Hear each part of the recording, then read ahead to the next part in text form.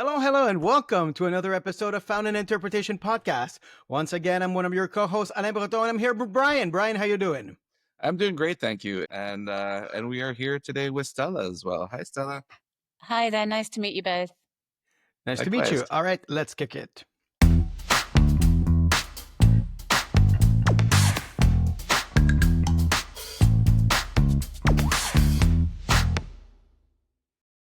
So, welcome, Stella. First of all, as usual, I will introduce Stella. Stella is a language service industry expert with a passion for languages and a profound belief in the transformative power of global communication. Currently, Stella is a member of the leadership team at Clear Global, formerly Translators Without Borders, leading the language service team in collaboration with the Translations Without Borders community with over 100,000 volunteer and professional linguists. Today, Clear provides comprehensive offering of language services and solutions to organizations within the humanitarian and development sector, including translation, localization, audiovisual, and interpreting. Did I miss anything? Well, as a summary, that's fair. Yeah. The organization actually does a lot more, but perhaps we'll get into that a bit later. Yeah, let's talk about that. Yeah, It's, actually, it, that's it a good says way to here start. that it said that it used to be Translators Without Borders and became Clear. So we are still Translators Without Borders. I think that's Okay. the most important thing. Translators Without Borders was actually started out in France way back in 1993 as Traducteurs Sans Frontières. And the immediate need was to connect volunteer translators with NGOs who needed translation but did not have the budget for it. And over the years, we've evolved, obviously, we've changed, and we became registered in the US as a nonprofit in 2011 as Translators Without Borders. Following that, we've then been growing, developing, evolving, moving into different spaces, in particular within the humanitarian and development sectors, basically just off the back of the realization that language within the humanitarian and development space was a massive blind spot until fairly recently. And indeed, a lot of the change that's happened has been thanks to a lot of the research and advocacy work that we've done to raise awareness around the importance of language and the risks related to either not communicating in the right language or not communicating in the best possible way, the impacts the negative impact that can have on humanitarian and development efforts. So because of that, all that work that we've done, research, advocacy, working within various crisis contexts around the globe, and then also working on language technology. That's another big area that we've been working within, particularly language technology for the smaller languages, the low resource languages. So because of all those things, a few years ago, we felt like the name Translators Without Borders didn't reflect the full breadth and scope of the work that we do, which is why we evolved to become Clear Global. However, Translators Without Borders is a very important part of who we are. And today we have the Translators Without Borders community of over 100,000 linguists, as you mentioned. And we have our Translators Without Borders platform, which is where the community go to communicate, to collaborate, to work on tasks, to do trainings. So, yeah. But the name Translators Without Borders, of course, right off the bat, we'll think about Doctors Without Borders, like Médecins Sans Frontières. So by changing the name, Absolutely. didn't you risk at that time to lose that that idea that comes with it? Well, yes. And you mentioned Médecins Sans Frontières. That was the inspiration for our organization. However, what we were seeing was that within a humanitarian context, if we were in working group meetings with other UN agencies and organizations, we would be talking about the importance of language. But then when we said we were Translators Without Borders, they'd be like, oh yeah, we've got a few documents that need translation. Whereas we were trying to engage in conversations that would result in some kind of systemic change. And so and also because of the work around language technology, the fact that today we do a lot more than translation. So translation is still a big part of what we do. Translators Without Borders community is part of our DNA, but we felt we needed a name that better reflected what we do. CLEAR stands for community, language, engagement, accountability, and reach. So we wanted a new name to reflect better the work that we were doing. That makes total sense, yeah. And this must be such a monumental enterprise. I'm assuming you're not doing this alone. How big is your team to be able to manage all this? So at Clear Global today, the internal team. So we have a core team working within the organization. I think there's maybe around 70 of us today. Okay. And then we have all our partners that we're working with. We have the TWB community, and we have everything beyond that. So we are within the organization more of a kind of coordination roles, but actually the efforts and the impact go far beyond the people working for the organization. Are those 70 people like in an office, or are you guys working all over the world? Like, how do you guys meet? Like Zoom, I'm assuming, or Yeah, we're all in our own individual offices, okay, otherwise called our homes, yes, all over the world, basically. I can relate. So yeah, we do not have a physical office. As I mentioned, we're registered in the US. We actually already also have an Irish entity, which is because again, a number of years ago, we merged with another similar organization called the Rosetta Foundation. I don't know if you'd have Oh, ever I've heard heard of of the them. Rosetta Foundation. Yeah. Right. So yeah, they were an Irish NGO. Mhm. And so we merged with them and we maintained that entity in Ireland, but we don't have any offices ultimately. So, what does everyday life looks on your side? Like, what you're all guys are working from home. I When I heard Translators Without Borders or Clear Global now, I for a second I imagine people on the field or in remote locations or being at airports and trying to go from one place to another. It sounds really exciting. Am I don't know, being too wild here? um, yes and no. So because my daily life looks a lot like this. I work from home. Having said that, since I've worked within the organization, I can safely say that I have never had 2 days the same. It's always been very dynamic, and my day can start with maybe talking with a team member in Nigeria, and then talking with a UN agency in Switzerland, and then talking with a tech-based company in the US, and then so it's very, very the different stakeholders that we are working with are very, very diverse. Our team is also very diverse. As you will have noticed, I have a British accent.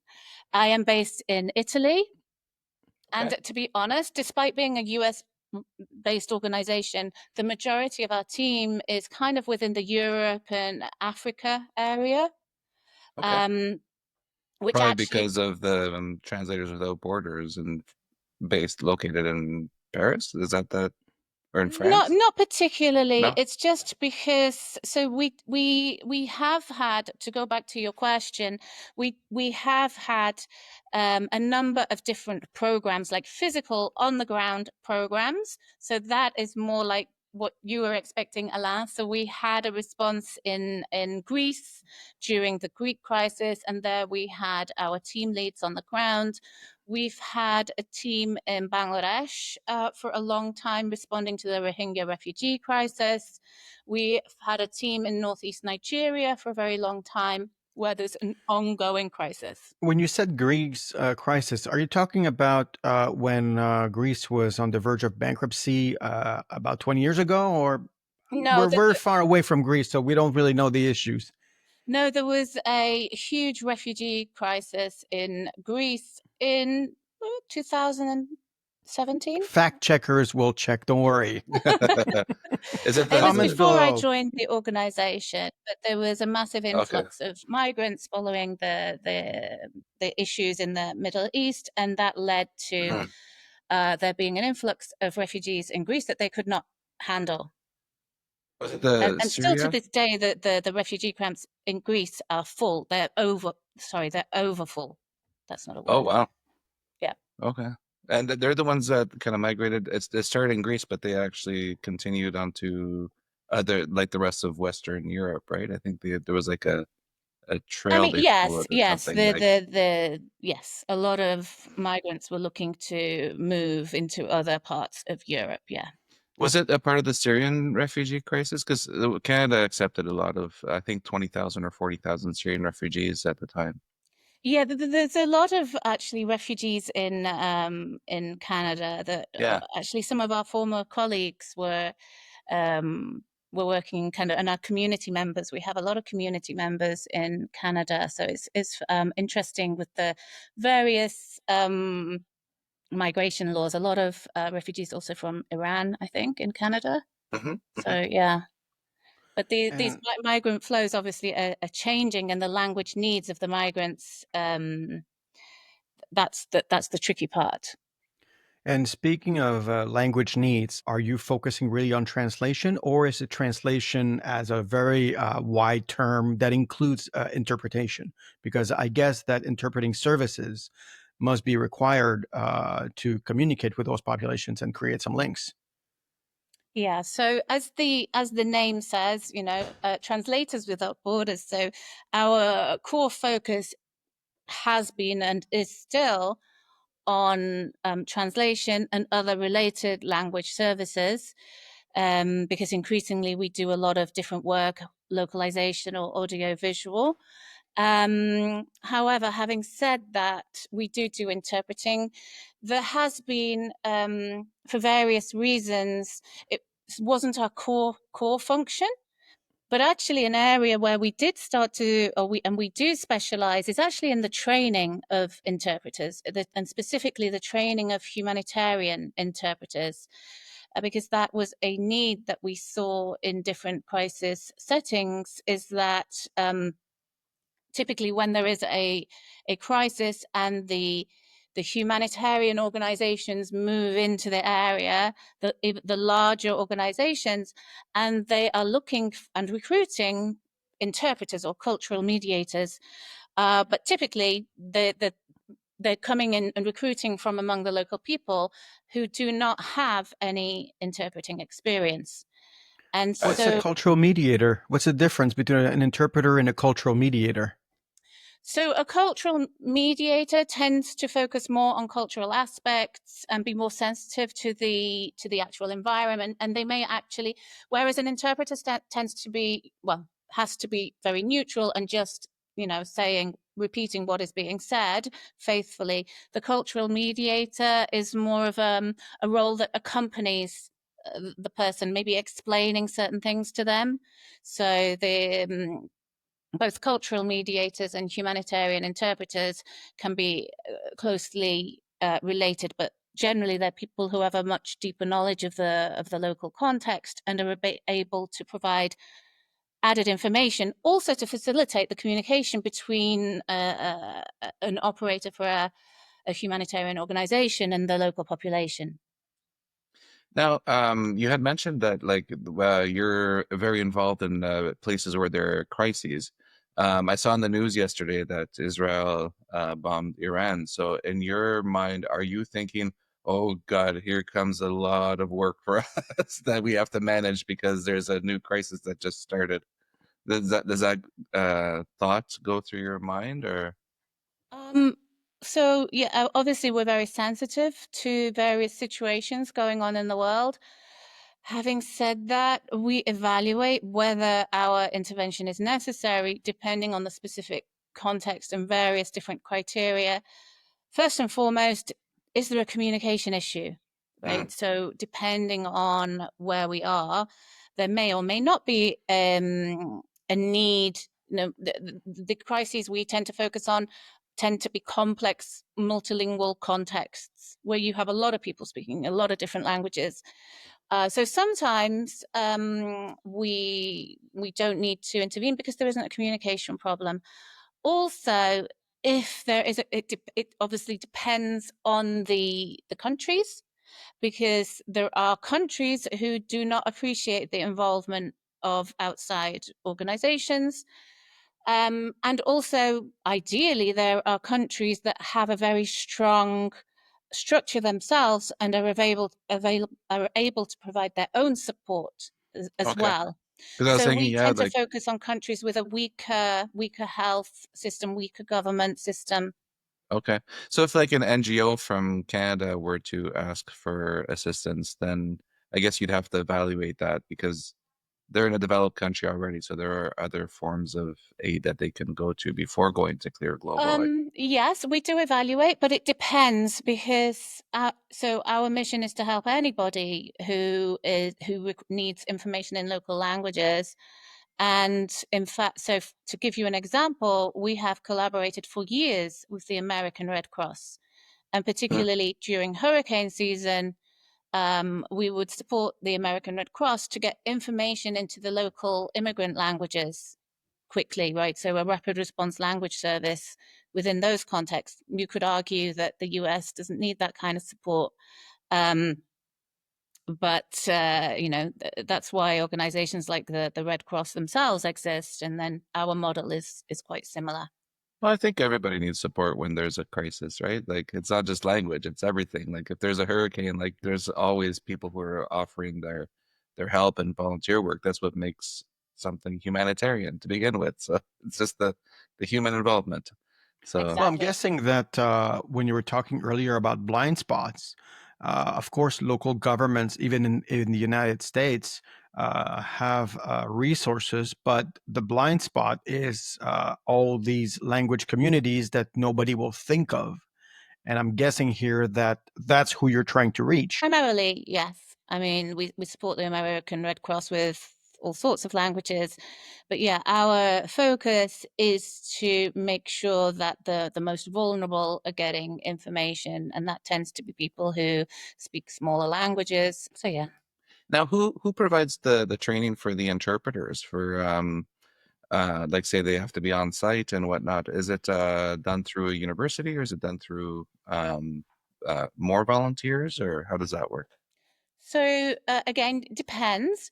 When we had teams on the ground in Bangladesh and Nigeria and the Congo, the Democratic Republic of Congo, we were providing. It was our team providing the training courses, right? So, and we trained thousands of interpreters in those contexts. We actually had specific training staff in those teams.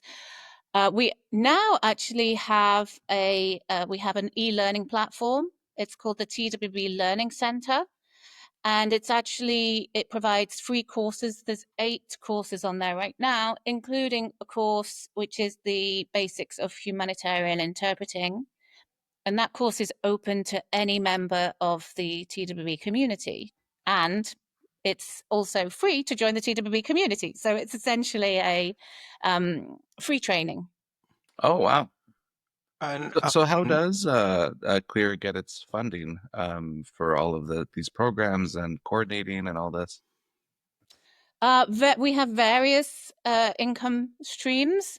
Since I moved to Translators Without Borders and Clear, I came from the private sector, and so the world of nonprofit funding is very complex.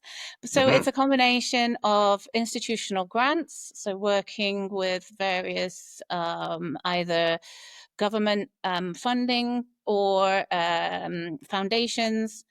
And then we also have our sponsors, a number of sponsors mostly within the language service industry, and other donations coming from individuals, and the various campaigns that we run throughout the year. And then we also have contracts with other UN agencies or NGOs who work with us on the different services we're providing. Wow.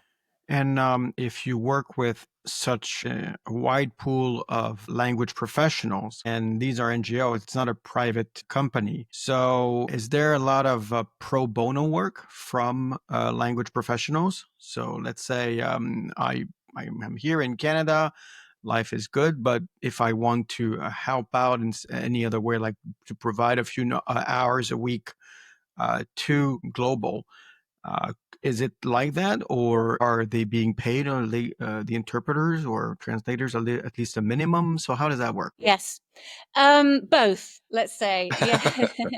Good So questions, Alain. the community is a predominantly volunteer community. Having said that, we do try to. We've tried to define guidelines for establishing when something is appropriate to be a volunteer project and when it should be a paid project. So, for example, depending on the time commitment required, depending on the expertise, depending on the languages, depending on the locations, then we do feel that if we can, we want to be able to pay people, because as you mentioned, not all of us have the luxury to be able to volunteer. Having said that, we do have a lot of people who want to volunteer, right? So basically we try and we have a number of different criteria for establishing how we're going to handle a project and establishing rates, and we also have a recognition program so that the volunteer translators are gaining recognition for the tasks that they do, and they have a badge, and we have different statuses and things like that. And how do you apply to be able to do that? You just go on the website and you become a member, and then that way Yes. you're kind of on the database automatically? Yes. We Okay. have actually zero barrier to entry. Anybody can sign up. And again, the reason for that is because working with the low resource languages or working within, a crisis response, then we need to be able to get people up and running as soon as possible. And some people, there may not be translator qualifications in certain languages. And the other reason is that when we run our annual survey to the community, and we ask people, what motivates you to be a member of the TWB community, the first response is always because I want to help people. The second response is always because I want to gain experience and learn. So we also have a lot of students, newly graduated people who come to our community because they actually get the chance to work on some pretty important projects with important organizations, which is good for them. And also within the community, we have different levels so that the work of a junior translator is always going to be reviewed by a senior translator. So once people have joined, then we try to direct them, okay, you're a junior or you have no experience. We'll direct you towards the learning center. We will give you some tasks. We'll make sure they're reviewed. We'll monitor. And then that's how we manage the community. Is it like an internship for those newly graduated, or do they expect to get paid right away? No. Typically, it's just ad hoc tasks. So within the community, there is a task stream, and you are able to claim tasks within that task stream. To be honest, one of the other biggest complaints we get is that there aren't enough tasks. So we have people who join and then they can't find a task in their language. But no, it's just a volunteer. It's ad hoc because it depends on the needs of the organizations that we're working with, whether they have any projects or not. I think this would be a great program for university students, though, like to be able to, um, it's say like less pressure than in the private sector, and also you're being shadowed. So like it would be such an incredible and valuable experience if you're say like doing your graduate degree in translation or interpretation to have that added experience while you're completing your degree. Yeah, and we do have a number of collaborations with different universities. One of the issues is about sometimes people come and say they need to do a certain number of hours of translation, and we can't necessarily guarantee that. But we do have programs in place with a number of institutions where the students do come for internships. So, and we have internships ourselves, but they're more structured than the joining the joining the community and checking the task stream. And sorry, go ahead, Anna. Oh, We both have so many questions. yeah, exactly. But one question that I keep having: what are the language combinations most in demand? Okay, very easy. Our largest languages are always French, Spanish, and Arabic, followed by Portuguese, Bangla, Swahili. So basically, large kind of lingua franca languages, the old colonial languages, and then the large pivot languages as well.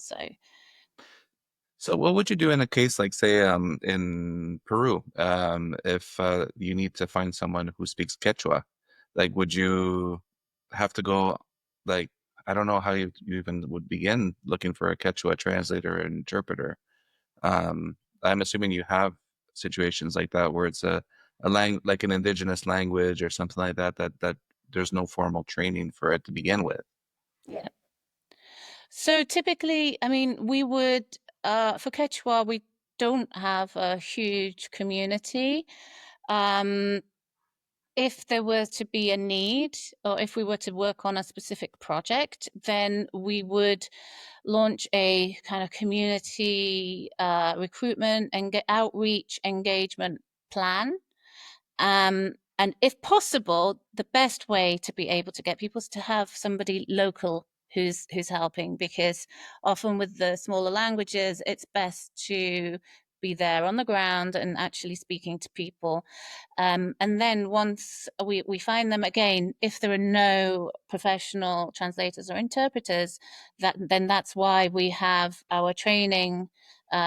We get people up and running in a couple of days on the platform, and then it's a process, so a learning process. And I think that one of the nice things is also that we have seen people progress through our community, so come to us not knowing anything, and then they learn with us the basics and they get some experience, and now they've moved on to make language a career.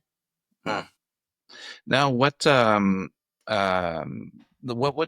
Clear Global need the most? Like, what would be a big obstacle? Like, is it funding, or would it be human resources? Like, what is your biggest obstacle, I guess, in your job, everyday job? Well, our biggest obstacle is funding. Funding. Okay. Yeah.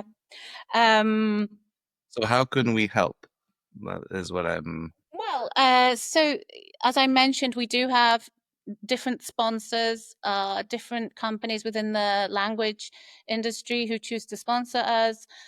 It's also possible to launch a fundraiser for us if it's your birthday or you want to do a sponsored run or something like that. Then that's also a great way to be able to support. Other than that, joining the community, lending your expertise.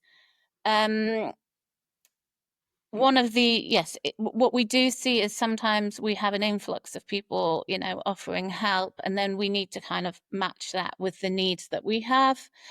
But those generally are the ways. And to be honest, also talking about what we do, so following our channels, our social media, we do put out a lot of content, and just following that, sharing it, mentioning to anybody you come across what we do.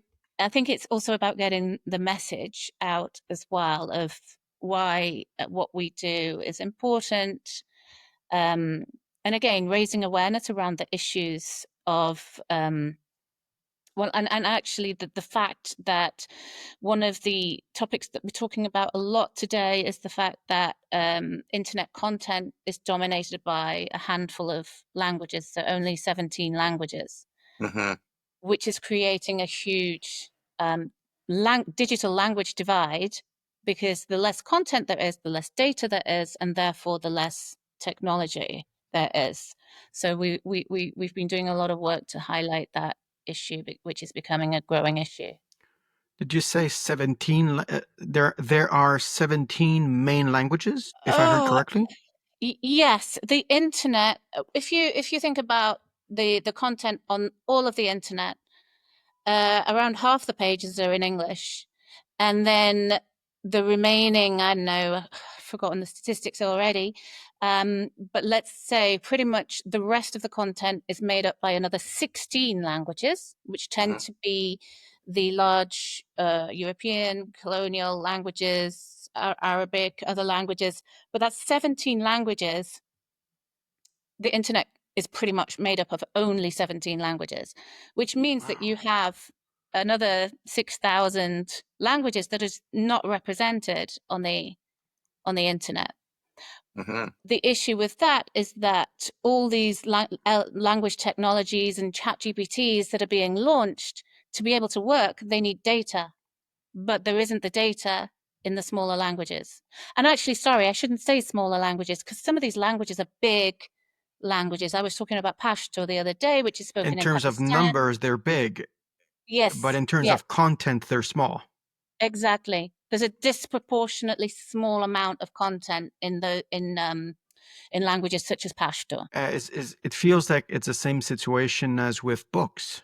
Most books that are being written will be written in English, and then they'll be translated into other languages, and then the smallest languages don't have access to as many resources in as many books. Mm-hmm. Yeah, I think I've seen that before, like on like at the back cover of a book, like, oh, translated in 17 languages. I think that's where I That's the was like, magic number. yeah, I was thinking that.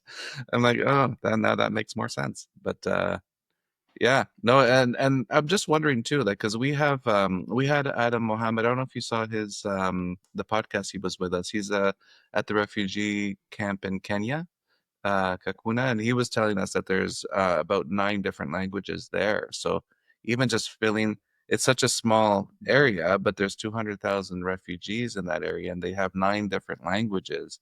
I mean, that's just like one small example in on this planet where there's like that huge need for you. And yeah, I find that the work, I'm fascinated by what you're doing. So I think this is incredible. Like the commitment that you have. Like I always find that translators and interpreters, it's already a noble profession to begin with because you're trying to help people understand one another. But what you're doing is like above and beyond, right? Yeah, I mean, we're just trying to, again, a lot of what we try to do is to raise awareness around the issues that maybe not other people are thinking about, and just saying, oh, this is a problem that needs to be fixed. And we don't have all the answers, because the problems we're trying to answer are actually huge. These are huge, huge, huge issues. Mm-hmm. And there are also a lot of other organizations working in our space. So, and increasingly actually, which is good. So I just think it's good to raise awareness that language is an issue. Mm-hmm. And Absolutely. in everyday life in your organization, would you be, let's say, helping people have access to a hospital or go to a court or something like that, doing a little bit what the interpreting community, I mean, more like the community interpretation would do? So no, we don't. We don't provide language services for individuals. That's a decision that we've taken for various reasons, logistical, and that's why I say the language issues are huge. We've chosen to address certain aspects of that. So we tend to work with partner organizations. So we are not working directly with individuals. There are other organizations that do that. Often they're local organizations, but that's not something that we do. So if it's something like, say, UNHCR, is that if that would be like your partner, then they would Yes. take care of on their end of putting the interpreters where they're supposed to be. Exactly. Yeah, we would work directly with UNHCR. We Not have the interpreters. worked Yeah. with them directly. Yeah. Yeah. Okay. If there's a hurricane, then if there's a message to be spread, then you will be speaking, let's say, to the Red Cross or perhaps a state government, and then you will be providing services at that level, more at macro level, if I can say, than rather than micro level. Yes, that's exactly right. Yeah. And so there's a number of organizations doing what we do, and then there are a number of lots of organizations providing individual services. Do you work with any of the translator associations, like the American Translators Association, or in Canada we have a whole bunch as well? We are in contact with the ATA, also CIOL in the UK. We sometimes go to their conferences. They invite us to speak. So yeah, we have relationships with professional associations, with universities. So that's what, at the beginning when you asked, what does my day look like? It's kind of all over the place. That's awesome. It's All great over the not to world. have, it's great not to have the same job and that it's so repetitive, right? Like it's amazing to just be able to stay on your toes every day, and every day is something different. So I have one question, a bit more personal this time. You said in the beginning that you ask people at first, why are they doing this? And the first one is you want to help people. Is that your case as well? Yes, to be honest. So I was working in the private sector, so for language service providers, and I just reached a point where I wanted to do something more impactful. And my first job within the language service industry was with a small company in the UK that were providing public service interpreting. And we were quite advanced for the time. We did telephone interpreting for the hospitals, immigration, for police, social services, in the immigrant languages. And then I moved more to the corporate side of things. And yeah, I felt like I missed that feeling of making a difference in somebody's lives, which I had with the telephone interpreting company actually. So when I saw this opportunity, I decided to move in this direction. And have you met any of your colleagues in person? Because you said everybody's in their home. Like, do you get to meet Yeah. I'm physically? one of the lucky ones because every so often I do get to go somewhere.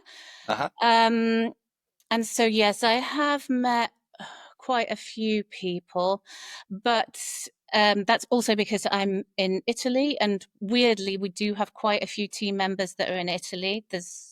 We don't Because know it's why. beautiful, sunny, and the food is amazing. That's why. Smart. Nothing against British food, but if I have to choose, I'll also move to Italy. Could be why. Could be why. So yeah, I'm because of where I'm located in Europe, and I get to travel a little bit as well. So I have met quite a number of the team, not all of the team. But then I have a few team members in Argentina. In my team, for example, a couple of team members in Argentina. One I have met, the other one I have never met. So it depends. Unfortunately, we can't all get together to meet. It would simply be too expensive. But we do have an annual virtual retreat, and a few days where we take the extra effort to really get to know one another, because it's important. And is there like a board of directors or something, or someone who like guides the organization? So our board of directors, you can see all the information is on the website. We have our board of directors. It's made up of people from various industries, from the humanitarian sector, from language technology development, the development sector, language services. So it's quite a varied board, and also the technology companies. Oh, I see. Like Kudo or like or are there any AI companies or no? Yeah, yes. So obviously, then the board of directors, they move around as well, right? Then they have Yeah. jobs. I'm assuming that But I was just have- asking because as you said, everything's online, so it's public information. yeah, it's all there on the website. But we have a really great, diverse board as well. Okay. I have one more question as we conclude the podcast. I have to mention the elephant in the room, AI. So, is AI something that will help you because you're dealing with all these situations and you don't always have the resources? Or how do you see the impact of artificial intelligence in your work? So yeah, it's huge, obviously, and that is, I mean, we have seen, because we do have a very strong kind of tech focus. So we have been working within the language technology space for some time, collaborating with big tech, with universities, with academia to develop the data. Because that's, as I was mentioning before, there isn't the data in the low resource languages. So right now, one of our big focuses is on voice data, gathering voice data and validating voice data for low resource languages, so to build language technology for those languages where it doesn't exist. For the languages where it does exist, we always embrace technology, because why wouldn't you? You know, if, again, in terms of respecting the time of our volunteers, right? So if they're a translator, then why would you expect the translator to translate everything by hand if they can be helped by a machine translation and then do the post editing? And it's also about efficiency as well. Yeah. Of course, with all of this, you need to know how to use the technology. And I think in your line of work, interpretation, I think it gets very interesting in terms of quality Sure. control, quality processes. Sorry? It's a good adjective. Interesting. Not to say controversial. But no, yes, you're right. Yes, it's yeah, AI is taking more and more of a presence. But I mean, like Alain, I think I've learned to embrace it and to use it as a guide and to help us do our job better. I think that's basically our the way that we use it. We don't expect it to do our job. We expect it to help us do our job. Yeah, it's about understanding the risks, the limitations, how to mitigate those, making sure people are aware, you know, of the tools that they're using, because I think that that's the danger, right? Using tools without being fully aware, and that could lead to some negative consequences. Absolutely. Yeah.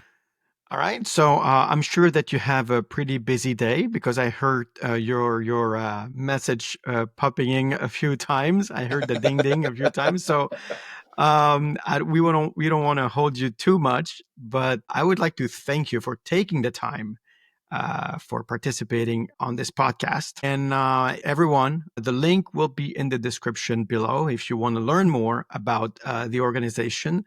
But on that note, please don't forget to like, share, subscribe, comment, and all of that. And also visit their own. You told me that you have a YouTube channel, right? The websites, we have social media. All right. Yeah, we'll make sure to post everything up there. And yes, Stella, thank you so much for coming on our podcast. We are really appreciative of the time that you gave us in your busy everyday life. That sounds very hectic, but hopefully you get to enjoy the weekend. In Italy, you don't work on the weekends, do you? No, not Good. at the moment. Good. But, yeah, thank Good. you so much for inviting me. Really appreciate the chance to come and talk about the organization and the work. So thank you so much. All Absolutely. right, everyone. So we'll see each other next time. Thank you.